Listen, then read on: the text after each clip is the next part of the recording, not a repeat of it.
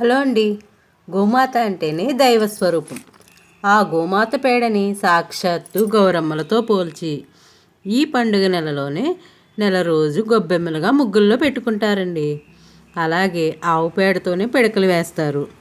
భోగి రోజు తెల్లవారుజామునే భోగిమంటలు వేస్తారు. ఆ భోగిమంటలులో రావి దొంగలు, వేప దొంగలు, మామిడి దొంగలు ఇలా రకరకాల దొంగలన్నీ తెచ్చి తెల్లవారుజామునే హారతి కర్పూరంతో ఆ మంటను వెలిగిస్తారు.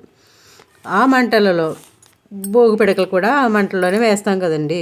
అవన్నీ కాలిన తర్వాత వచ్చిన పొగలతో చుట్టూ వాతావరణం శుభ్రపడుతుందని ఆ రోజుల్లో ఆ మంటలో భోగి పిడకలు వేస్తారనమాట.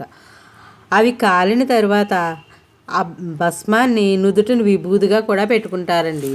ఆ పిడకలు కాలిన తర్వాత అవి పెట్టుకుంటే మనలో అనారోగ్యాలు తొలగుతాయని, మనలో నెగిటివ్స్ కూడా బయటకు పోతాయని మన పూర్వీకులు, అమ్మమ్మలు, తాతయ్యలు, నానమ్మలు చెప్పేవారండి. అలాంటి భోగి పిడకల్ని ఇప్పుడు మనం తయారు చేసి వేసుకుందామండి. మన పూర్వీకులు ఆవు పేడతోని కల్లాపు జల్లి వాకిట్లో అప్పుడు వరిపిండితో ముగ్గులు వేసేవారండి. దానివల్ల క్రిమికీటకాలు అవి లోపలికి రాకుండా ఉంటాయని, వరిపిండితో ముగ్గులు వేస్తే పక్షులు అవి వచ్చి తింటాయని ఎంతో ఆలోచనతో చెప్పేవారండి. ఇప్పుడు ఆ ఆవు పిడకలు మనం చేసుకుని చెట్లకి, గోడలకి వేసుకుని తయారు చేసుకుంటున్నాం.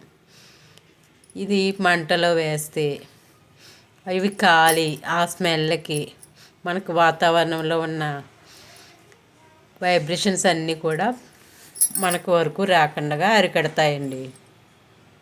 మా చిన్నతనాన్ని తెల్లవారుజామునే వెళ్ళి పేడ తెచ్చేసుకుని పోటాపోటీ అండి. అందరం కూడా ఎవరిది పెద్ద దండ ఉంటుంది అని పోటీగా పేడంతా పోజేసుకొచ్చి భోగి పిడకలు వేసేసి చెట్లు నిండాని అవి దండలు గుచ్చేసుకునేవారమండి.